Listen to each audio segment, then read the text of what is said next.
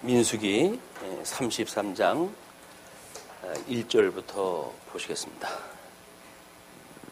모세와 아론의 인도로 대오를 갖추어 애굽을 떠난 이스라엘 자손들의 노정은 이러하니라.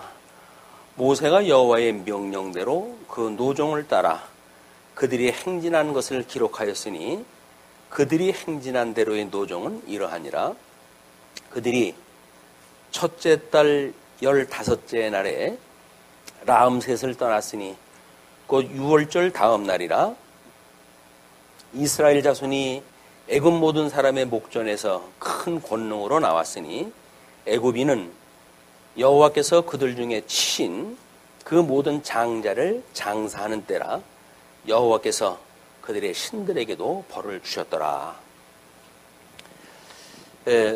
오늘 저희들이 확인할 내용이 민수기 33장 1절부터 49절까지 내용입니다.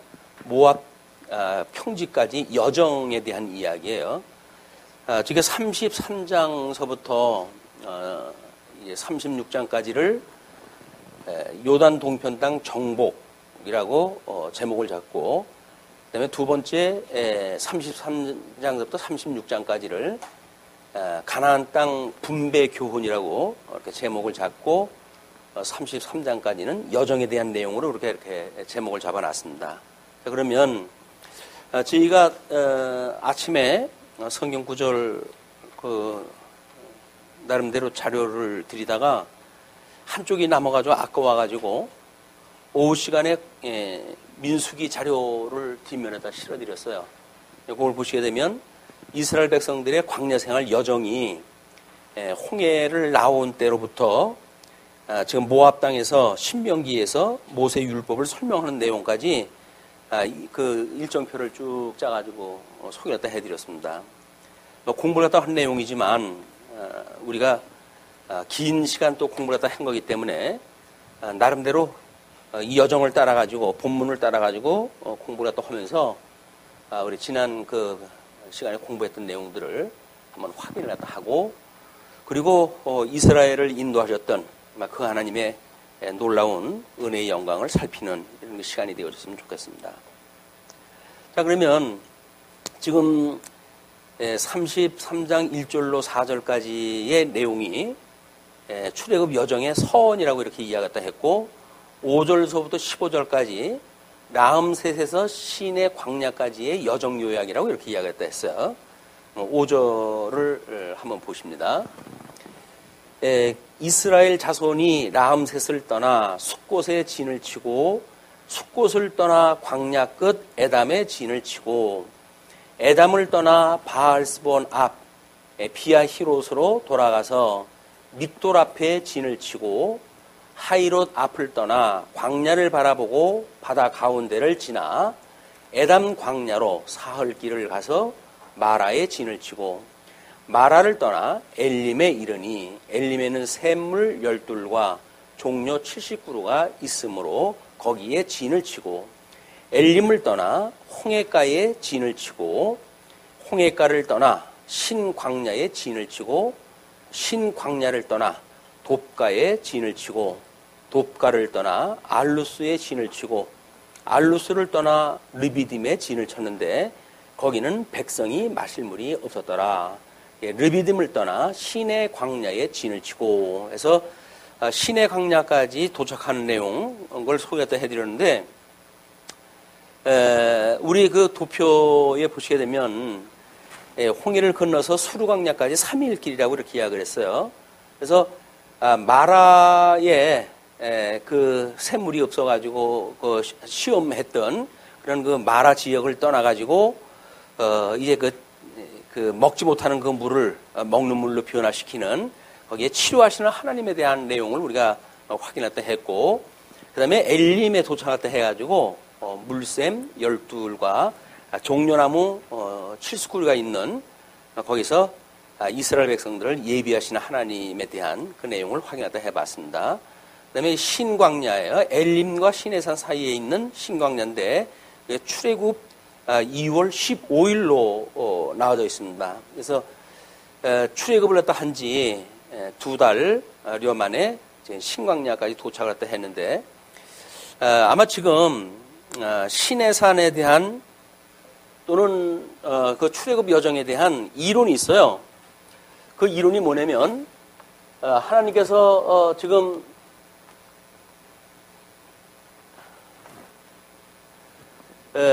이 가나안 땅이 이제 약속한 땅인데 열조에게 약속한 땅인데 이거로부터 지금 애굽에 내려가가지고 400년 동안 이들이 종노릇을 한 거 아닙니까? 근데 여기서 출애굽을 했다 했는데 여기서 출애굽을 했다 했을 때 이 출애굽의 여정이 보통은 시내산이 여기에 있고 그래서 이 시내산을 중심으로 해가지고 이 광야에서 있었던 시간 이것이 40년이라고 보통 보는 그 견해가 이제 대체적으로 교회에서 수용하는 그 일입니다. 그런데 이 시내산에서 율법을 받고 그 사람들이 성막을 만들고 그리고 출발하는 1년의 세월을 머물러 있을 만큼의 공간이 없다는 그런 이견을 가지고 아마 뭐 오래전서부터 이제 고민들을 해왔습니다. 그래가지고 출애굽이 홍해를 이쪽에 있는 홍해를 건넜다고 하는 것이 아니라 이제 이쪽에 미디안 광야가 이쪽 아니에요. 근데 모세가 이제 그 미디안 광야로 도망을 갔어요. 여기 애굽 땅에서 도망을 간 것이 미디안 광야로 도망을 갔다고 여기에서 이제 결혼을 갖다 하게 되어졌던 미디안 광야이기 때문에 여기에 이 사람들이 이 홍해를 걷는 길이 이 길이 아니라 이쪽에 와가지고 이제 이쪽에 여기를 지나간 길이 홍해를 건넜던 길이고 그다음 미디안 광야의 시내산이라고 하는 것이 있고 이쪽은 광야의 지역이기 때문에 평평한 지역이 많거든요. 그래서 이거를 연구하는 사람들이 뭐 음각이니 양각이니 뭐 이 사람들이 여행 중에 그렸던 그런 그림도 여기서 찾아내고 때로는 이쪽에서 뭐 우리 애굽의 군대에서 사용했던 전차 바퀴 그런 것도 여기서 발견이 되어졌다고 이제 그렇게 해요. 그래서 과거에 교회사에서 인정을 했던 이 시나이 반도 쪽에 이것이 40년 생활을 했던 것이 아니라 여기선 출애굽을 했다 해가지고 이쪽으로 바로 건너오는 그런 그 기간이 됐고 미디안 광야에서 40년을 지냈다. 뭐 이렇게 이야기하는 그 새로운 이론도 아니에요. 옛날서부터 그런 그 이론이 있었는데 교회에서 이 이론을 받아들였고 이 이론은 뭐 어떤 이유가 있든지 없든지 이걸로 교회에서 채택을 하겠다라고 해서 교회에서 채택을 갖다 한 거예요. 그래서 우리 뭐 성경책이고 어디 거 보게 되면 전부 이걸로 교육이 되어져 있는 거거든요. 그런데 근자에 또 뭐 어떤 분이 그 이 중동 쪽에 취업자 가가지고 이걸 집중 탐구를 갖다 하고 그래가지고 유물들도 발견했다 하고 뭐 사진도 찍고 이렇게 책도 내고 그랬어요. 이제 그 책의 내용을 보게 되면 그분은 뭐 개인적으로 대단한 그런 그 하나님의 영광을 보고 그리고 신앙적 고백을 담은 책이 출판이 되고 그랬습니다. 그래서 뭐 이런 걸로 우리가 받아들여야 되지 않느냐라고는 새로운 쪽에 뭐 책이 나오자 이제 그런 그 반응들도 일으키고 있었는데 새로운 것이 아니라 이미 고대 시대 때에서부터 그런 그 이론이 나왔고 그렇기 때문에 새로울 것이 없다. 뭐 해가지고 이거를 그때 교회에서 받아들일 수만에 밖에 없었던 막 그런 그 이론을 제시하겠다 하고 이걸 보통 쓰고 그래요. 근데 이제 혹자는 그러면 우리가 뭐 알고 있는 이 시나이 반도의 40년 여정이라고 하는 것이 뭐 엉뚱한 땅을 가지고 우리가 공부를 하고 있는 게 아니냐 뭐 이렇게 이야기를 하는데 미디안 광야가 됐든 이쪽 광야가 됐든 구름 기둥과 불 기둥이 없으면 이게 살아갈 수 없는 그곳이에요. 그렇기 때문에 장소가 어딘가는 그렇게 크게 문제가 안 된다. 그렇기 때문에 이거는 계시적으로 출애굽을 했고 그다음에 가나안 땅까지 들어가는 데에 40년의 어떤 그 여정을 보냈다고 하는 장소로서의 의미가 있는 거지 그 이상의 의미가 있는 게 아니다. 마치 그것이 아니면 진리가 아닌 것처럼 이렇게 말하는 것은 어떤 전체 성경 전체의 맥락을 우리가 확인을 했다 하고 그런 입장에서 너무 지엽적인 걸 가지고 근본을 흔드는 그 일이 되어진다. 뭐 이것도 뭐 설사 이렇다고 하더라도 문제될 게 없어요. 또 이것이라고 해가지고 문제될 것이 없고 우리 광야 40년을 보통 뭐 주보에도 그 밑에 그림을 소개했다 해드렸지만 그 40년의 여정이 대체적으로 성경책에 나와져 있는 그림도 전부 이 그림이에요. 이 그림으로 해가지고 40년 여정이 지금 소개가 되어져 있는 겁니다. 그렇게 하시고 그렇게 이해를 하시게 되면 뭐 우리 출애굽 그 이후에 하나님께서 뭐 그들이 보통 이 홍해를 건너가지고 가나안 땅 들어가는데 7일이면 들어갈 수 있는 곳이라고 그렇게 이야기도 하지 않습니까? 이걸 40년을 돌았다고 하는 그런 맥락이 여기서 7일만이면 들어갈 수 있는 그런 그 가나안 땅을 물론 뭐 이제 전 민족이 움직였기 때문에 다른 그런 데이터가 나올 수가 있겠지만 그래서 여기는 육지같이 건너고 그리고 여기 와가지고 지금 그들이 건넜다는 거예요. 여기는 상당히 깊습니다, 바다가. 그리고 마치 뭐 그때 그 큰 기둥 같은 거 뭐 이런 기념탑도 뭐 있고 그렇다고 그래요. 그래서 이론을 제시했다 하고 그러는데 그러면 이것이 애굽령이었어야 이들이 도망을 왔을 때 이쪽에서 이쪽까지 바로 도망을 갔다 오고 그리고 여기까지 올 동안 하나님께서 이제 구름으로 그들을 막아 놓으시고 했던 지역이 이제 이쪽이 돼야 된다는 이야기거든요. 그렇게 하게 되면 그분들 논리대로 말한다고 한다면 여기까지는 어차피 추수교를 해올 때 하나님께서 막으셨고 그리고 여기를 건넜기 때문에 이들이 들어오다가 다 망했다. 이렇게 설명을 하면 쉬울 것 같은데 우리들 이제 뭐 구약 시대 때 너무 이제 먼 시대이기 때문에 이쪽에 지명으로 나온 곳이 딱 거기 지정되어져 있질 않아요. 그렇기 때문에 이제 이런 혼선이 있고 그런 겁니다. 그러나 우리 지금 그 지도에서 보아지는 거기에 내용을 보게 되면 고센 땅으로부터 이제 그들이 있던 땅에서부터 첫째 달 15일 6월절 다음 날이죠. 그 1번 마크를 갖다 찍어 놓은 거예요. 그거로부터 숫곳을 지나가지고 비아하루스로 와가지고 그다음에 4번째가 그 마라 아닙니까? 쓴물로 단물로 바꿔놓은 데가 마라 지역인데 요게 3일길이라는 거거든요. 그 3일길까지 왔고 이제 그런 그 이야기예요. 거기에서 엘림, 그다음에 뭐 돕과 그다음에 르비딤 이렇게 해가지고 시내산까지 온 곳 이것이 신강야까지 온 곳이 2월 15일이고 신강야에서 이제 먹을 것이 없어가지고 불만을 갖다 했던 곳입니다. 그래가지고 만나와 메추라기에 그런 그 양식을 얻게 되어진 것 이것이 광야에서 주님이 공급하시는 그런 그 일이 시작되어진 시기예요. 이는 이스라엘 백성들이 가져온 것 양식 다 먹고 그리고 떨어졌을 때 비로소 하나님께서 만나를 주셔가지고 그들이 40년 동안 먹을 거를 이제 내려주기 시작을 했습니다. 그래서 우리 그 만나라고 하는 그것도 여전히 사람이 떡으로만 사는 것이 아니라 하나님의 말씀으로 살아간다고 하는 걸 깨닫게 하시는 역사 섭리였단 말이에요. 그러면 그런 만나를 내려주시는 걸 보게 되면 하늘로부터 이 만나가 내려오잖아요. 이 하늘로부터. 이 하늘로부터 지금 만나가 내려왔다는 그런 그 이야기는 어떻게 보게 되면 노아의 홍수 때에 하나님께서 궁창을 여시고 그리고 여기서 비를 내리셨다고 이렇게 이야기를 해요. 그러니까 자연적인 어떤 그런 그 강우에 대한 이런 것도 있지만 이 자연적인 강화도 오늘 아침에 예를 들면은 무서울 정도 아니에요. 뭐 이게 1시간 동안 무슨 뭐 100mm가 넘고 뭐 이런 정도 오게 되면 뭐 키가 넘도록 이거 오는 건데 이거 보통 문제가 아니죠. 이런 것이 궁창을 열고 하나님께 내려가지고 이제 그 노아의 방주 사건을 섭리하셨다고 하는 걸로 보여지고 물론 뭐 지금 현재의 어떤 지질학적 입장에서의 물을 차는 걸 생각할 수는 없겠죠.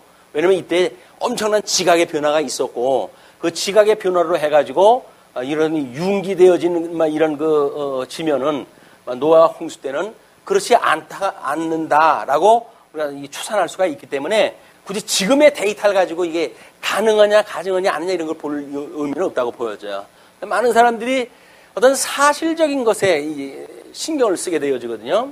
그런데 우리 이제 사실이라고 하는 뭐 나름대로 하나님께서 하시는 이 사실의 역사 또는 하나님께서 역사를 섭리하시는 이 역사에 대한 이런 실제적인 사항, 실제적인 사항, 이런 것들에 대한 그 개념하고 우리가 다르게 해석이 되어지는 거예요. 왜냐면 이런 어떤 역사의 사건에 대한 것의 실제가 무엇인가를 보는 것하고 하나님께서 섭리를 어떻게 하셨는가를 이해하는 건 개념이 또 달라요. 이거는 해 아래서 학문을 연구하는 사람도 마찬가지입니다.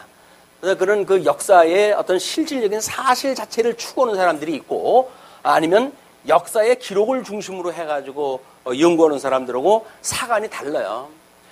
그렇기 때문에 우리는 이런 어떤 비가 궁창을 열고 비를 내리셨다라고 했을 때 지금 하나님께서 물로 심판을 한다고 하는 거기에 포커스가 맞춰지는 거지 거기에서 뭐 비가 얼마큼 내려와야 지금 뭐 이 모든 천하가 다 물속에 잠들 수 있느냐 하나님께서 어떻게 이 땅을 열어가지고 물을 솟게 하시고 궁창을 열어가지고 비를 쏟아가지고 이것을 했고 그렇다고 한다면 이 노아 홍수가 끝났을 적엔 그 있던 물이 다 어디로 갔단 말이냐 뭐 이런 걸로 해가지고 아주 역사적인 사실을 가지고 이 성경을 접근하는 사람들이 있어요. 그래서 뭐 남극과 북극에 빙하가 만들어져 가지고 하나님께서는 그 물들을 쌓아 놓으셨다는 거예요. 그게 뭐 설명이 될 수 있다고 한다면 상관이 없죠. 그렇게 해가지고 근데 성경이 역사적인 사실을 증명하기 위해서 만들어낸 게 아니잖아요. 하나님의 그런 놀라운 능력을 보여주신 사건이기 때문에 우리는 어떤 이런 역사적인 사실을 통해 가지고 만사를 하나님께서 언약대로 이루어가시는구나. 그 하나님은 살아계시고 살아계시는 하나님이 언약 백성들을 어떻게 인도하시는지에 대한 이런 관점에서의 성경을 고찰했다고 한단 말이에요. 근데 이 성경을 마치 어떤 이 사실에 대한 설명서처럼 그렇게 해가지고 보니까는 뭐 진리냐 아니냐 뭐 이렇게 해가지고 이제 접근이 되어지고 그래가지고 괜히 시험 드는 사람들이 많습니다. 아주 뭐 성경책을 무슨 과학책 다루듯이 이렇게 보고 오는데 성경은 과학책이 아니에요. 성경은 하나님이 지금 무슨 일을 하시는지에 대한 계시의 섭리서다. 계시 역사를 통해 가지고 하나님의 영광을 드러내는 일이기 때문에 그 성경이라고 하는 본연의 어떤 그런 관점으로 우리가 접근이 되질 않으면 쓸데없는 것에 발목 잡혀가지고 이 진리에 도달하기도 전에 주변 언저리에서부터 이게 시험이 들어요. 그거는 상당히 지혜롭지 못한 일입니다. 일단 우리가 구속을 받았고 우리 예수님이 우리의 구속주고라고 하는 예수님까지 갈 수가 없어요. 이런 그 창세기가 또 이게 1장서부터 11장까지 내용이 얼마나 복잡한 데입니까? 그걸 역사적인 어떤 걸로 설명을 또 한다든지 이런 거는 백해무익한 일이에요. 성경을 마치 어떤 과학서를 갖다 보듯이 보는 거는 잘못되어져 있는 사관이다. 역사야말로 정말 하나님이 어떻게 언약대로 이루어가시는가를 보여주시는 하나님 방식의 섭리 방법이에요. 그렇게 우리가 보는 일이 지혜로운데 이스라엘 사람들이 지금 광야 40년 돌았던 일도 마찬가지죠. 그런 그 일들이 하나님께서 우리 민수기에 대한 전체 주제가 뭐로 잡혀져 있습니까? 선민의 세대 교체로 잡아놓은 거 아니에요? 그러면 이제 모세 오경이 5가지로 되어져 있어요. 여기서 창세기, 그다음에 출애굽기, 그다음에 레위기, 민수기, 신명기. 근데 이 모세 오경은 모세의 저작이에요. 모세의 저작으로 해가지고 요 매번 앞에 있는 구절이 접속사로 시작이 되어진다는 겁니다. 그렇기 때문에 창세기하고 출애굽기가 따로 떨어져 있는 책이 아니에요. 두 마리로 해가지고 성경을 기록을 했기 때문에 모세가 기록하는 성경을 어떤 그 특징을 봐가지고 그게 5권으로 나눠놓은 거예요. 이건 한 권의 책이에요. 우리는 성경 전체가 한 권으로 본다고 하는 입장에서 보게 되면 모세오경은 굳이 5개로 볼 의미가 없죠.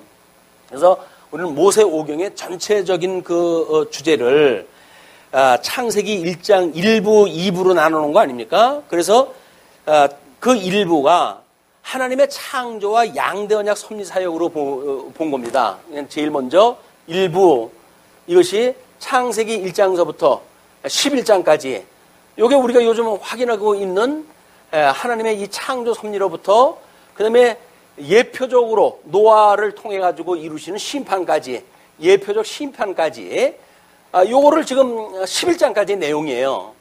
모세오경에서 내어진 그렇기 때문에 같은 모세오경이지만 창세기 1장서부터 11장까지는 여기 실체적인 섭리와 그 실체적인 섭리에 대한 예표적 성취 사역이다. 이렇게 우리가 구분하다 성격을 나눠 놓은 겁니다. 이거는 이 11장까지 노아의 물심판이라고 하는 이 심판은 장차 오실 예수 그리스도의 불심판에 대한 예표적인 사건이란 말이에요. 이걸 보여주는 사건인데 뭐 여기서 뭐 우리가 어떤 창조 과학회의 그 입장에서 뭐 하나님께서 천지를 만드셨을 때에 뭐 우리 대기권이 수증기를 품고 있었고 뭐 그런 걸로 인해 가지고 뭐 사시사철 그런 것이 없었고 사람들이 아주 살기 좋은 때였었고 이런 걸 설명하는 거는 그렇게 옳은 방식이 아니에요. 윗물과 아랫물이라고 하는 그런 그 이야기는 천상계와 천하계를 구분짓는 그런 그 일이기 때문에 그분들이 보는 거하고 전혀 차이가 있는 거야. 그런 맥락에서 우리가 다른 관점으로 보고 있다. 그 이제 모세오경의 2부입니다. 이것이 창세기 12장서부터예요. 여기 이제 열조 아브라함을 부르는 사건이거든요. 이거로부터 해가지고 이 신명기까지 이 내용이 이제 2부 중에 특별히 이제 에스더서까지인데 원래는 이게 에스더서까지 에스더 역사서의 끝까지예요. 그러니까 이게 모세오경에서 언약을 갖다 하고 모세오경의 언약대로 이루시는 이스라엘 국가, 이 이스라엘 이 민족사입니다. 이 민족사 이거는 우리가 창건 분국 유수라고 하는 걸로 설명이 되어져 있잖아요. 이 내용이 전부 포함되어져 있는 거를 우리 구약의 2부로 잡은 거예요. 이거는 우리 모세오경은 1부와 2부의 내용 중에 특별히 부분적으로 구별이 되어지는데 그것이 신명기까지 내용을 언약자손의 양대 언약 섭리라고 보여진 거예요. 어떻게 하나님께서 양대 언약 섭리를 하시는가? 언약 자손에 대한 여기는 이스라엘 나라를 중심으로 해진 것이 이 후반부에 약속한 가나안 땅에서 이루어지는 역사고 이 모세오경에 우리 창세기 12장서부터의 일부를 포함한 모세오경에 대한 이야기는 언약자손입니다. 언약자손. 그래서 이 언약자손과 나라 이것이 복 있는 사람이라고 한다면 어떻게 하나님 나라의 백성으로 이거를 살아가는가에 대한 두 가지라고 그랬어요. 이건 하나님의 의라고 하는 부분과 나라라고 하는 관점으로 우리가 크게 대분이 되어지겠죠. 물론 뭐 이 의의 부분도 들어가게 되면 여기서 의와 나라를 구분져야 될 요소들이 많습니다. 그러나 우리가 이 어떤 큰 구조를 봤을 때 언약자손 여기 복 있는 분 아니에요? 복 있는 이 복 있는 자가 누구예요? 이게 복 있는 자가 예수 그리스도란 말이에요. 예수 그리스도가 하나님의 의로 오신 분이기 때문에 우리는 그런 신학적인 성경 신학의 어떤 그 주제를 가지고 이걸 하나님의 의로 보아진 거예요. 하나님의 의다. 언약에 대한 내용은 복과 나라로 되어졌지만 여기서 복이라고 하는 그런 거는 복 있는 자 예수 그리스도를 우리가 예표하는 거기 때문에 예수 그리스도가 하나님의 의로 오셨고 그렇기 때문에 이 언약자손은 하나님의 의로 우리가 보아지는 거예요. 하나님의 기뻐하시는 뜻대로 살아가는 예수 그리스도에 대한 내용으로 의미를 그렇게 부여했다 한 겁니다. 그래서 주제가 뭐 어디서는 복으로도 설명이 되어지고 어떤 쪽에는 의로도 설명이 되어지고 이렇게 가지고 뭐 주제가 좀 달라질 수가 있어요. 그런 의미를 강조하기 위해 가지고 일부러 제목을 그렇게 붙였습니다. 그래서 지금 이제 그 1절이 신명기까지가 양대 언약 섭리인데 언약 자손에 대한 양대 언약 섭리고 그 다음에 2절이 시내산 언약과 이제 그 호랍산 언약으로 해가지고 출애굽기 19장서부터 신명기까지 내용으로 그리고 소개가 되어져 있고 저는 모세오경에 대한 거는 언약 자손에 대한 양대 언약 섭리예요. 언약 자손. 이 언약 자손이라고 하는 건 특별히 또 우리가 구조로 봤을 적에는 이 모세오경에 대한 거를 신정정치로 우리가 나눠 보죠. 신정정치. 왜냐하면 나라에 들어가지고 왕정정치와 구분을 갖다 짓기 위한 그런 이유 때문에 그렇습니다. 하나님 나라는 왕을 세워가지고 메시아를 통해는 왕정정치를 갖다 하시는데 모세오경은 하나님께 친히 섭리하시는 그런 내용을 소개를 했기 때문에 특징을 신정정치와 왕정정치로 구분도 또 하는 거예요. 여러 가지 우리가 이 구별 방법이 있는데 그런 의미는 나름대로 모세의 오경을 이해하는 데도 필요하고 또는 이 약속한 가나안 땅에 들어가서 그들이 건설하는 하나님 나라 그거를 특징을 잡는 데도 매우 필요한 겁니다. 이게. 그래서 그렇게 우리가 편의상 구별하다 했다. 이렇게 이해하다 하셨으면 좋겠어요. 자, 그리고 이제 민수기를 들어가게 되면 선민의 세대 교체예요. 여기서 이 이제 민수기가 선민의 세대 교체. 세대 교체라고 하는 거는 여기서 지금 언약자손에 대한 걸 이야기를 했으니까 언약자손이라고 하는 선택되어진 백성 아니에요. 그러니까 이걸 선민이라고 이렇게 이야기를 한 거예요. 너무 이제 제목이 길어지니까 이 언약자손을 선민, 선택받았던 백성들을 하나님께서 세대 교체를 하신다. 그래서 애굽에 있던 백성들이 출애굽을 갖다 해서 광야 이제 40년을 살아가는 그런 여정을 통해 가지고 어떻게 세대를 바꿔 가지고 약속의 땅에는 새로운 세대로 해 가지고 가나안 땅을 들어가게 하시는가 그런 그 내용으로 구분하다 해놨습니다. 그런 그 민수기 내용 중에 1장서부터 9장까지가 광야 생활의 준비라고 이렇게 이야기를 했고 10장서부터 25장까지가 시험과 세대 교체라고 이렇게 제목을 잡아놨어요. 세 가지 크게 시험을 우리가 이제 이야기했다 해왔고 그 시험 때마다 하나님께서 어떠한 여정을 통해 가지고 그들을 시험에서 건져내시고 어떠한 하나님의 뜻을 그들에게 알게 하셨는지 그런 그 내용들을 우리가 살펴온 바가 있습니다. 그렇게 한 뒤에 이제 26장서부터 30장까지가 교체된 세대 교체, 교훈, 교체된 세대, 그래서 새롭게 교체되어진 사람들에게 교훈을 또 해가지고 미지의 땅으로 이제 들어갈 수 있도록 훈련을 이제 시작하는 걸로 되어져 있어요. 그래서 요 한쪽과 3번에 대한 이야기는 신명기하고도 이야기가 통하는 이야기예요.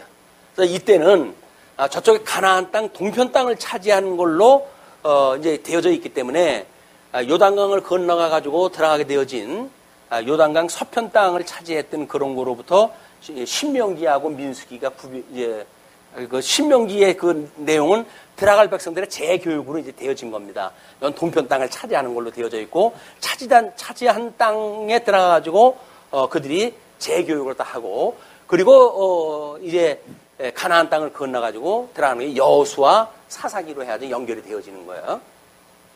자, 그러면 이제 그런 가운데 모압 평지까지의 여정을 이제 그 르비딤 그 만나 사건으로 해서 신강야 백성들이 불만 불평을 갖다 했고 거기서 만나와 메추라기를 내려주시는 사건을 우리가 공부했다 했습니다. 그 르비딤 마사와 무리바 뭐 이렇게 이야기를 했는데 호렙산 반석의 물이라고 그런 이야기를 했어요. 물이 없는 사람, 이 물이 없어가지고 또 하나님 앞에 불만했다 했을 때 하나님께서 그 바위를 치라고 해가지고 바위로부터 생수를 품어나게 해가지고 이스라엘 백성들이 이 언약 자손이 살아가게 하시는 걸 지금 보여준 거예요. 그러면 만나, 여기서 말하는 만나 또는 땅에서 솟는 땅도 반석이라고 하는 이게 일반 흙에서 나오는 게 아니에요. 반석을 치니까 반석에서 물이 나오는 거거든요. 이 반석에서 물이 나와가지고 이 사람들이 떡과 포도주를 먹는 그것처럼 만나와 물을 먹고 40년 동안 이들이 광야 생활을 해왔다. 아까 뭐 우리 사석에서 그런 그 이야기가 있겠지만 우리가 이렇게 만사를 하나님께 구별하다 해가 주시는 거 아니에요?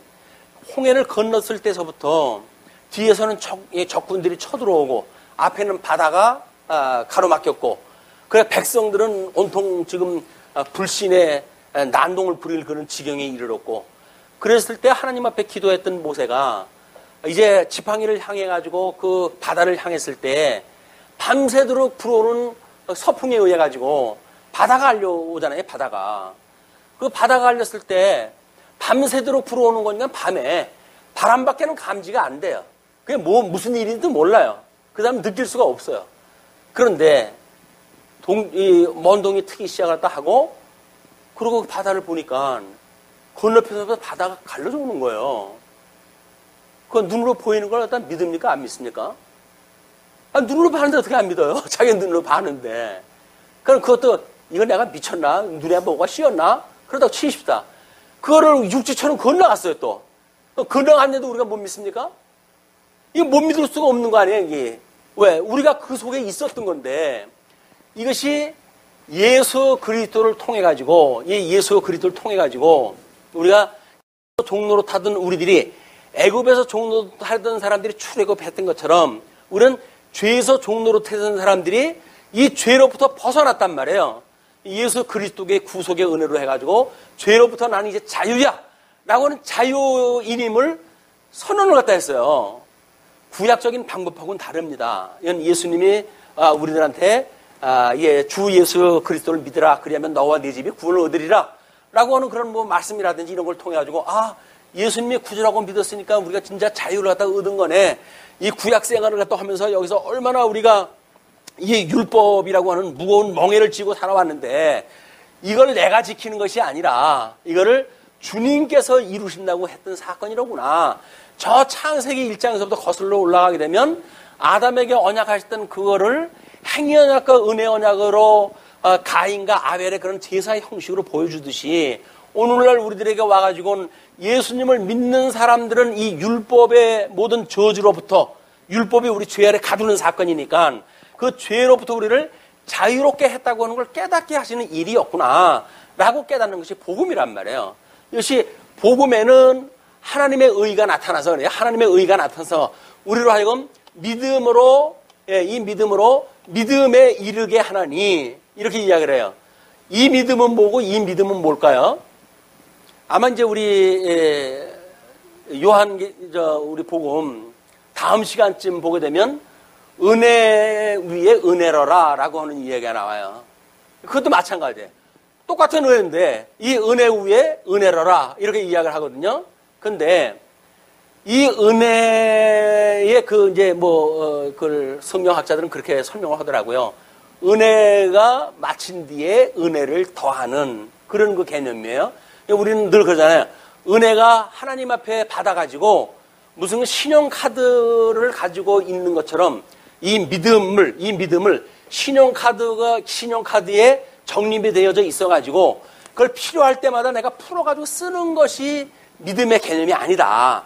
믿음이라고 하는 이거는 우리들한테 어떤 시공간을 뛰어넘는 개념 아니에요, 여기가. 그렇기 때문에 이 믿음은 어떤 공간적 개념으로 쌓아놓을 수 있는 것이 아니라니까요. 저 만나가 하나님 앞에 우리가 하루 일용할 양식을 먹듯이 이 주시는 믿음은 은혜를 깨달은 성도들이 그 믿음을 가지고 살아가는 거예요. 근데 여기서 우리가 딴짓하다가 만약에 믿음을 놓치게 되면 그러면 이제 이 믿음을 회복을 갖다 하는 건 시간이 필요해요. 그런데 우리 이 믿음이 하나님께서 우리한테 성령의 감동을 주시게 되면 믿음을 지속적으로 주신다는 거예요. 시간과 공간과 형상이 초월되어져 있는 믿음을 우리한테 주시는 거지. 시간 세계 속에 국한되어진 그래서 요거는 과거에 있었고 지금은 없고 하는 그런 그 믿음이 아니라 항상 주시는 믿음, 영원한 믿음 이걸 우리한테 주신다고 하는 개념을 우리가 이해를 해야 때로는 하나님의 우리가 아들이 되어졌음에도 불구하고 이 육체의 소욕과 그 다음에 성령의 소욕의 이 끊임없는 전투가 우리 내면 세계에서 이 전투가 이루어오지 않아요? 그냥 이 육체의 소욕에 끝없는 이런 그 갈등이 있고 그럴 때마다 우리 주님께서 주시는 믿음으로 육체의 소욕을 이기는 성령의 소욕은 육체의 소욕을 거스리고 육체의 소욕은 성령의 소욕을 거스린단 말이에요. 거스릴 수밖에 없죠. 이거는 생명세계의 일이고 이거는 이 죄에서 우리가 훈련받았을 때 체득되어진 삶이기 때문에 다를 수밖에 없는 거예요. 그런데도 불구하고 우리 죄에서 종로로 탔을 때 습관되어진 버릇되어진 이것이 마치 누리고 사는 것이 복이라고 생각을 하게 되면 우리는 죄로부터 자유를 입은 사람들이 아니죠. 죄로부터 자유를 입었다는 이야기는 이 육체의 소욕으로부터 성령의 소욕으로 이끌림을 받는다는 이야기예요. 그래서 사랑과 희락과 화평과 오래 참음 자비 양성 온유 절제 충성라고 하는 9가지 성령의 열매를 맺으며 살아가는 것 이것이 하나님의 아들로 온전케 하시는 예수 그리스도의 형상을 닮아가는 우리들의 모습이다. 그러니까 우리들한테 이 자유가 너희들의 육체의 기회를 삼지 말라고 하는 거예요. 이게 말게 해라. 너희를 자유를 주었으니까 이 자유로 하여금 육체의 기를 삼지 말게 하라는 이야기인데, 우리는 이제는 내가 자유인인데 육체의 소욕을 좀 뭐 누리고 산들 뭐 어떻단 말이에요? 이러는 것이 은혜의 개념이 아니, 믿음의 개념이 아니고, 우리는 성령의 소욕의 이끌림을 받다가 육체의 소욕의 이끌림을 받게 되면 하나님 앞에 괴로워야 돼, 이게. 그래가지고 하나님이 나를 자유롭게 했는데 저 원수가 자꾸 나를 이쪽으로 끌고 내려갑니다. 저를 좀 붙들어 주세요. 나를 이 죄로부터 구원하다 하시고 이런 시험에 들게 하지 마시고 이 악으로부터 나를 구원해 주세요. 라고는 끊임없는 우리 기도가 있는 거예요. 그것이 온전케 하시는 예수 그리스도를 바라보는 우리들의 기도이다. 우리 기도의 내용이에요. 온전케 해 주십시오라고 하는 것이 기도지. 자꾸 이 땅의 걸 뭘 달라고 하는 것이 이게 기도라고 이 생각을 하게 되면, 아니 여기서부터 자유를 입었다고 하는 걸 성경에서 이야기를 하는데 자꾸 여기 있는 걸 달라고 그러면 이거 하는 게 받아가지고 뭐에다 쓰시려고요? 선한 일을 하신다고요? 복음을 위해 가지고 쓰시겠다고요? 그러면 그냥 이쪽에 일을 갖다 구하시면 돼요. 왜? 무엇을 먹을까 마실까 염려하지 마라. 그의 의와 나라를 구하게 되면 이거는 하나님께서 그냥 주신다는 거 아니에요. 왜? 이건 본질이고 이 본질을 담고 있는 그릇이니까 이걸 달라고 그러면 이걸 주시는 분께서 그릇에 담아가지고 주시겠지. 그런 걸 이걸 달라고 그러는데 설마 이걸 안 줄까봐 그릇을 자꾸 달라고 그러겠어요, 우리가? 우리 이 거듭나고 중생한 성도가 질그릇 같은 이 그릇으로 되어져 있고 여기다 보화를 담아주신 주님께서 온전케 하는 기도라도 하게 한다고 한다면 이 본질을 구하게 하신다. 이 빈 껍데기는 이거 담고 있는 그릇이에요. 우리 시간 얼마 지나가면 이거 깨져버리고 이제 만나니까요. 깨지는 것도 질그릇 깨지는 거고 또 달라요. 그냥 완전히 화장터로 가가지고 불로 태워가지고 없어질 건데, 이런 걸 가지고 우리가 뭐 그릇을 좀 폼나게 만들게 무슨 이걸 금박으로 해서 주세요, 뭐 도금으로 해서 주세요, 이런 요구가 필요가 없어요. 그냥 우리는 흙으로 만들어진 육체이기 때문에 끊임없는 이 신령한 세계를 구하는 것, 하나님의 의와 나라를 구하는 것, 이게 마땅히 우리들이 해야 될 기도란 말이에요. 근데 자꾸 우리는 이 기도가 아니라 무엇을 먹을까 마실까 뭘 입을까 이걸 갖다 구하게 되어지니까 주님이 말하는 거 우리는 아주 우정 안 들으려고 작정한 사람들 같아요. 길을 막고 주님, 그건 주님의 생각이고요. 내 생각은 다르거든요. 나는 이쪽 걸 갖다 좀 원하는데요. 이거는 주님이 상관없는 일이에요. 근데 이거를 주시는 분이라고 한다면 이거를 담기 위한 필요한 것들은 주신다. 너한테 필요한 거 먹을 거 마실 거 내가 다 준비해놨어. 그러니까 이런 거 구하는 건 이방인들이나 구하는 거고 너희들은 이 본질을 구해. 이것이 주님께서 우리 복음서에서 가르쳐주신 기도의 모습이란 말이에요. 우리 광야 생활을 통하여 끊임없이 이제 이거예요. 세대 교체한다는 이야기는 육체의 소욕과 성령의 소욕의 세대 교체가 이루어지는 거예요. 그걸 우리가 신앙적인 이야기로 해가지고는 성화라고 이야기한다. 성화. 성화는 거룩하게 변화되어져 가는 거 아니에요? 이번에 여름 사경의 주제를 거룩이라고 하는 걸로 잡아주셔가지고 거룩이라고 하는 그거를 또 설명하신 분이 너무 철학적인 그 방법으로 써놔가지고 설명을 하려니까는 성경 66권을 다 설명하다 해야 돼. 왜? 거룩이라는 하나님의 이름을 거룩히 여김을 받으시고 그랬잖아요. 이게 그 거룩에 이르려고 한다니까 하나님의 이름으로부터 시작되어지니까 삼위일체 하나님의 거룩을 다 이야기를 해야 되니 그걸로 해가지고 특강 3시간 가고 그 뒤에 그 의로 오셨고 나라로 오셨던 예수 그리스도하고 연합되어가지고 주님의 몸된 교회의 이론이 되어져 있는 성도들의 거룩에 대한 그 이야기 갖다가 넷째 번 시간을 나가지고 전부 그 이야기예요. 성경 이야기. 뭐 거룩 이야기 해달라고 하는데 성경 이야기 갖다 하냐 이렇게 이야기하실지 모르겠으나 전부 근거가 성경에 있는데 그럼 무슨 얘기를 갖다 해요? 철학적인 이야기, 철학적 방법을 설명할까요? 뭐 내재적으로 초월되어진 무슨 그런 의미로 아주 설명하는 그거는 개념 정리하는데 더 어려워요. 성경을 공부하다 보니까 하나님의 이름을 거룩히 여김을 받으시고라고 하는 거룩이 그런 거로군요. 이렇게 우리가 자연스럽게 스며들도록 하는 게 공부가 낫다. 그래서 무엇인가의 시리즈에 대한 모든 것들은 성경 66권을 다 풀어가지고 주제를 설명했다 해야 돼요. 지난번에 복음이란 무엇인가 했던가? 복음이란 무엇인가? 복음이 뭐예요? 이 의니까 성경, 구약 성경 다 설명하고 신약 성경 다 설명해야 복음이 설명되어진다니까요. 그래야 하나님의 복음에는 하나님의 의가 나타나서 우리로 하여금 믿음으로 믿음에 이르게 한단 말이에요. 구약 성경을 믿는 믿음으로 신약 성경을 믿는 믿음에 이르게 해서 실체적인 예표적이고 모형적인 걸 통해 가지고 믿었던 우리가 뭔가는 좀 덜 투명한 그런 그 믿음의 관계에서 우리 온전케 하신 예수 그리스도가 보여주시는 실체적인 믿음으로 우리가 믿는 믿음에 이르게 되어지고, 그러므로 의인은 믿음으로 말미암아 산다고 그랬으니까 이 믿음으로 믿음에 이르게 되어진 이 믿음을 가지고 성도는 살아가게 되어지는 거다. 그게 교회 생활이에요. 성도들의 신앙 생활이고. 그럼 이거 주님께서 세대 교체한다는 걸 믿어지는 거 아니에요? 믿어지는 것. 그런데 어저께나 오늘이나 예수를 믿은 지 10년이 됐든 30년이 됐든 50년이 됐든 맨날 육체의 소욕에 취해져 있으면서도 불구하고 우리는 사람이 육신 가지고 있는데 그런 거 당연한 거 아니에요? 이렇게 말하는 거는 거룩이라고 하는 권능, 하나님께서 우리를 거룩하게 해가시는 권능을 부정하다 하는 거예요. 우리 이 성결케 하시는 우리의 주님의 능력을 부정하다 하는 일이다. 맨날 여기에 살면서 그러면서 육체 가지고 있으니까 거기 사는 게 당연한 거죠. 당연한 거 아니에요. 이런 거를 하나님께서 성령의 소욕에 충만함을 있는 것으로 우리를 바꿔간다는 거예요. 변화시켜 간다는 거예요. 그러면 살아있다는 게 뭡니까? 살아있다는 것이. 믿음으로 살아있다는 이야기는 변화를 인식한다는 이야기예요.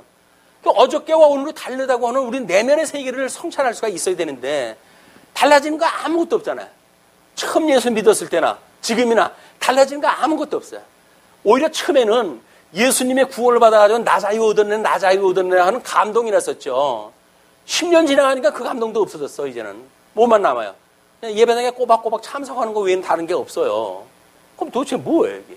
우리를 하나님께서 이렇게 뭔가 하나님께서 변화시켜 가시는 그 권능을 과연 믿고 있는가? 이렇게 내려주시는 믿음, 지금도 내려주시는 믿음, 일용할 양식을 주시는 믿음을 우리가 가지고 있는가? 말씀에 우리 권능을 믿습니까? 이렇게 해가신다고 믿어지나요? 만사를 언약대로 이룬다고 하는 큰 거는 우리가 믿는다고 그러잖아요. 근데 그거 큰 건 믿는데 왜 이렇게 구체적인 건 나에 대한 거는 우리가 관심도 없고 믿지도 않으려고 그럴까요? 믿으면 괴로워질 것 같잖아요. 육체 소유로 가는 게 얼마나 내 심사가 편한데 그냥 하고 싶은 대로 하고. 근데 하고 싶은 대로 하는 건 어린아이예요. 어린아이. 하고 싶어도 절제가 필요한 것이 성령의 소욕을 가진 자만은 그렇다니까요. 오래 참음, 자비, 양선, 온유, 절제, 충성, 이게 전부 성령의 소욕으로 나타나는 것들이에요. 근데 그것이 없이 여기서 나는 거 그냥 본능대로, 요구하는 대로 배고프면 먹고, 배부르면 싸고, 졸리면 자고, 라고 하는 본능적인 삶이 마치 우리가 살아가는 의미가 있다고 생각이 들게 되면, 그러면 변화시켜 가시는 주님에 대한 이스라엘 백성들은 이제 이 가나안 땅, 약속한 땅에 들어가야 될 터인데 여기에 땅에 소망은 없고 여기다만 우리 관심을 갖고 살아가는 거예요. 신앙생활이 아니라 그냥 이거를 우리 종교행위라고 그랬잖아요. 종교행위. 이런 어떤 의미도 없고 그냥 습관되어지고 버릇되어진 대로 교회 생활하는 것, 이거에 멈춰지고 만다. 이스라엘 백성들은 하나님 끊임없이 세대교체를 다 시켜주시는 겁니다. 세대교체인 사람들에게 1세대가 다 갖고 1세대는 교육을 받았잖아요. 근데 2세대는 그 여정에 이제 태어난 사람들이고 또 태어나가지고 어렸으니까 경험도 없고 이런 사람들한테 조상들이 겪었던 그런 사건들 전부 소개를 다 해주는 거예요. 사건을 소개하는데 목적이 있을까요? 하나님께서 너희 조상들을 이렇게 인도하셨어. 조상들이 애굽에서 종노릇하고 나올 때 그들은 정말 빈손 들고 나왔단다. 그래가지고 하나님께서 만나를 내려주시지 않으면 먹을 거리가 없었어. 만나를 이 반석에서 물을 나게 하시지 않으면 그들은 마실 물이 없어서 살아갈 수가 없었어. 구름 기둥과 불 기둥으로 인도해가지고 40년을 살아왔어. 그런 너희들 조상과 함께 하셨던 하나님을 소개하는 거란 말이야. 우리 여정을 소개하는 것이. 여기서 역사적인 내용으로 이것만 설명되면 소용이 없기 때문에 오른쪽에 치료하시는 하나님이라든가 예비하시는 하나님, 그때 그런 의미를 소개를 해드렸으니까 또 한번 참고할 일이 있으면 언제 또 우리가 보겠습니까만은 그래도 자기가 준비하는 사람은 준비를 다 해야 됐길래 준비를 다 해드렸어요. 오른쪽 그 난도 참고를 다 해서 보셨으면 좋겠어요. 자, 그런 다음에 아멜렉과의 전쟁을 하잖아요. 이제 이 아멜렉과의 전쟁에 어떻게 모세가 손을 들면 전쟁에 이기고 손을 내리면 지게 될까요? 이거를 기능적으로 이해를 하게 되면 모세가 손 들었기 때문에 이겼다고 생각이 드는 거예요. 그것이 아니라 손을 드는 그런 그 행위야말로 하나님 앞에 기도하는 일 아닙니까? 그는 그 기도가 그치지 않았을 때 하나님 그들을 승리의 길로 인도하셨다. 그를 여호와 니시라고 이렇게 이야기를 했어요. 깃발 승리. 승리는 하나님으로부터. 그 다음에 이드로의 조언을 갖다 이제 듣게 되잖아요. 하나님께서 이드로, 그 모세의 장인, 이 미디안 광야의 그 제사장 출신이었었는데 그 사람의 조력을 받아가지고 모세가 거기서 40년 동안 처가살이를 했다 하고 그리고 출애굽을 했다 하고 그리고 그 이드로에 의해 가지고 또 조력을 갖다 받게 되어지는데 그것이 우리 나름대로 1000부장, 100부장, 50부장을 세우는 그런 그 일이었었다. 조직의 원리를 거기서부터 모세가 이제 배우고 듣고 그렇게 해서 그 자기의 민족들을 이제 구성하다 해 갑니다. 그 다음에 시내산에 도착을 했어요. 출애굽한 지 3월 1일이에요. 두 달이 지나간 거죠. 2달 동안 파란만장한 이런 여정을 가서 2달을 거쳤어요. 그러면 40년을 이들에 대한 걸 지금 설명하다 해야 되잖아요. 달랑 지금 2달 지나간 거 설명이 되어진 거예요. 그러나 그 내용을 보면 그래 복잡하지는 않습니다. 끊임없이 하나님께서는 교육을 시키는 것이 목적이고 세대 교체하는 것이 목적이기 때문에 이것이 단순 반복처럼 보이지만 하나님이 여전히 함께 하신다고 하는 걸 보여주시는 사건이 소개가 되어져요. 그래서 시내산 하나님 강림 사건이 있고 모세가 산에 오르게 되어지고 그리고 십계명과 법을 받게 되어집니다. 이게 출애굽 후에 50일 사건이에요. 그렇기 때문에 50일이 오순절 아니에요. 6월절 뒤에 50일이 있으니까 오순절이죠. 그렇기 때문에 유대인들은 지금도 오순절을 율법 수령일로 그들은 보는 거예요. 왜냐하면 우리는 예수님이 돌아가셨던 사건이 6월절이고 그 뒤에 50일이 있을 때 오순절로 여기게 되어지지만 예수님의 온 걸 부정하는 유대인들은 6월절 1월 14일을 그 6월절로 섬기고 그로부터 50일이 지난 그래서 출애굽해가지고 6월절 뒤에 50일이 지난 뒤에 율법을 받들어 올라갔던 그때를 기점으로 해가지고 이들이 오순절을 지키고 있다. 다른 겁니다. 그렇게 내용이. 자, 그리고 그 하나님과 백성의 관계, 그다음에 성도의 성결, 법, 막 이런 걸 가지고 하나님의 기뻐하시는 뜻을 이야기를 하는 거야. 세대 교체를 갖다 하고 그냥 우정, 약속의 땅으로 들어가는 것이 목적이 아니라 너희들이 가나안 땅에 들어가서 내 약속한 땅에 들어가게 되면 내가 어떠한 하나님인지 거기서 너희들이 경외했으면 좋겠어 라고 하는 걸로 보내주는 거예요. 근데 재교육을 시킬 때 신명기에서 그러나 너희들은 자손들한테 끊임없이 이걸 가르쳐 줘야 되는데 가르쳐 준다고 해도 너희들이 그렇게 산다고는 생각하지 마라. 왜냐면 너희들이 내 약속한 땅에 들어가게 되면 너희들은 속히 나를 떠날 거야. 그리고 내가 그때 너희를 열국으로 흩트고 그러나 너희들이 마음을 다하고 뜻을 다하여 돌아온다고 하게 되면 나는 너희의 하나님이 되어지고 너희는 나의 백성이 되어질 거야 라고 하는 걸 여기 신명기에서 약속을 하기 때문에 하나님께서 이 모세 오경에서 언약되어진 대로 이스라엘 민족사가 파란만장한 역사가 되어지는 겁니다. 적과 꿀이 흐르는 땅임에도 불구하고 그런 뒤에 모세와 아론, 나답, 아히우의 70인 장로를 세우고 그 다음에 모세가 40일 동안 이제 그 법을 받게 되어져요. 그리고 성막 제사를 통해 아주 주님을 만나는 그런 그 일들이 소개가 되어진 겁니다.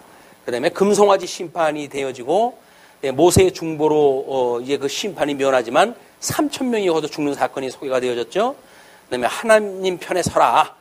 그래서 하나님 편에 서는 사람은 살고 그렇지 않은 사람은 심판을 당하는 그런 것이 금송아지 심판이었었고 그 다음에 하나님의 인재에 대한 것이 소개가 되어집니다. 그래서 레위 백성을 위한 제사 규례와 법도를 소개를 했다 하고 특별히 6월절을 지켜라 라고 하는 걸로 소개가 되어집니다. 그래서 그 6월절을 지키는 그런 것이 출애굽 다음 해의 1월 달이에요. 그걸 우리가 민수기 9장에서 소개되어진 기수했던 사건이 소개가 되어진 겁니다. 자, 그러면 이제 백성의 군대가 그렇게 조직이 되어졌는데 시내 광야까지 도착한 사건이니까 본문을 보신다고 한다면 16절부터 36절까지 우리 신의 강야까지 도착이 되어진 건 15절까지 이해가 되어진 거예요. 그다음에 16절부터 36절까지는 신의 광야에서 가데스까지의 여정입니다. 16절 신의 강야를 떠나 기브롯 핫다와의 진을 치고 기브롯 핫다와를 떠나 하세롯의 진을 치고 하레솥을 떠나 림마의 진을 치고 림마를 떠나 림몬 베레스의 진을 치고 림몬 베레스를 떠나 림나의 진을 치고. 왜 이렇게 역사적 지명을 갖다 이 사람들은 꼬박꼬박 기술을 갖다 할까요? 이게 역사적인 사실이라는 거예요. 지금은 뭐 시간이 많이 흘러가면서 지명이 없어가지고 모르고 그럴 수는 있겠으나 모세가 기록을 갖다 했을 때에는 다 있었던 지명을 기록 갖다 했던 내용이기 때문에 지금 역사적인 사실이라는 이야기죠. 어떤 사람들은 성경이 진리인 이유라고 해가지고 뭐 잊혀졌던 지명에 대한 걸 고고학적으로 발굴을 갖다 하고 그렇게 하기 때문에 성경에 기록되어진 것이 이제 와서 드러났다. 그러므로 성경이 진짜가 아니고는 이게 있을 수가 없는 일이다 라고 이야기하는데 그건 너무 초라한 방법이에요. 성경은 자체의 논리를 가지고 자증의 원리에 따라서 이게 진리성이 확보가 돼야 됩니다. 이제 성경 신학이 가지고 있는 구조예요. 언약대로 이루셨다라고 하는 구약과 신약의 구조를 가지고 진리성이 확보돼야 되는 거예요. 다른 거, 뭐 고고학적으로, 역사적으로 다른 것이 있어야 이거 진리야 라고 보는 사람들은 잘못 보는 거예요. 왜냐하면 그렇다고 한다면 우리가 그게 발견되기까지는 이게 진리가 아니라는 이야기 아니에요. 그런 것이 아니다. 우리는 성경 자체만 가지고 진리성이 확보되어지는 거예요. 다음에 20절 림몬 베레스를 떠나 림나의 진을 치고 림나를 떠나 리사의 진을 치고 리사를 떠나 그헬라다의 진을 치고 그헬라다를 떠나 세벨산의 진을 치고 세벨산을 떠나 하라다의 진을 치고 하라다를 떠나 마켈롯의 진을 치고 마켈롯을 떠나 다핫의 진을 치고 다핫을 따라 데라의 진을 치고 데라를 떠나 미가의 진을 치고. 사실 이거 출애굽기 민수기 갈 때까지 이렇게 지역 다 소개 안 돼 있습니다. 여기서 지금 회고를 갖다 할 때 이게 다 나온 거예요. 우리 이 민수기를 갖다 공부했을 적에는 몇 군데 지명이 없어요. 출애굽기 했을 때 초반에 했던 그 지명 몇 개 나오고 민수기에 설명했던 내용들은 다 없어요. 그리고 그냥 가데스 바네에 다 하더라 뭐 이래가지고 그걸 두루마기씩 설명이 되어지니까. 네, 미가를 떠나 하스모나의 진을 치고 하스모나를 떠나 모세롯의 진을 치고 모세롯을 떠나서 분의 야간의 진을 치고 분의 야간을 떠나 홀하 깃갓의 진을 치고 홀하 깃갓을 떠나 욥바다의 진을 치고 욥바다를 떠나 아브로나의 진을 치고 아브로나를 떠나 에시온 게벨의 진을 치고 에시온 게벨을 떠나 신광야 곧 가데스의 진을 치고 가데스를 떠나 에돔 땅 변경에 호르산의 진을 쳤더라. 그래서 37절까지 내용이 호산까지의 그 내용이 소개가 되어져 있어요. 자, 그러면 지금 이스라엘 백성들이 그 뒤에 소개되어진 내용들을 보게 되면 뭐 우리가 중요한 그런 그 이동에 대한 지명은 여기서 나왔지만 사건이 없었던 일이기 때문에 민수기에서 발췌되어진 내용들은 별로 없습니다.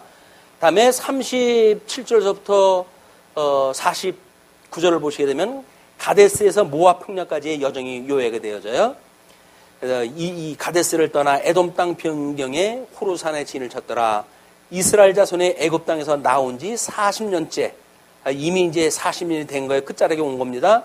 5월 초하루에 제사장 아론이 여호와의 명령으로 호르산에 올라가 거기서 죽었으니 아론이 호르산에서 죽었던 때의 나이는 123세였더라. 그래서 모세의 죽음이 아론의 죽음이 소개가 되어지고 그런 뒤에 가나안 땅 남방에 살고 있는 가나안 사람 아랏 왕은 이스라엘 자손이 온다는 소식을 들었더라. 그들이 호르산을 떠나 살모나의 진을 치고 살모나를 떠나 분온의 진을 치고 분온을 떠나 오봇의 진을 치고 오봇을 떠나 모압 변경 이에 아바림의 진을 치고 이임을 떠나 디봇갓의 진을 치고 디봇갓을 떠나 알몬 디볼라다임의 진을 치고 알몬 디볼라다임을 떠나 느보압 아바림 산의 진을 치고 아바림 산을 떠나 여리고 맞은편 요단강가 모압 평지의 진을 쳤으니 요단강가 모압 평지의 진영이 베드시못에서부터 아벨 시딤에 이르렀더라. 그래가지고 지금 그들이 가나안 땅에 살고 있던 가나안 사람들이 이제 소식을 들었던 그런 내용들이 소개가 되어진 뒤에 50절서부터 34장까지의 내용이 분배에 대한 규례로 장면이 바뀌어요. 그 내용이.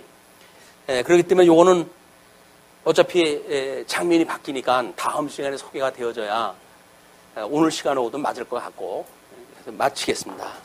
기도하시죠.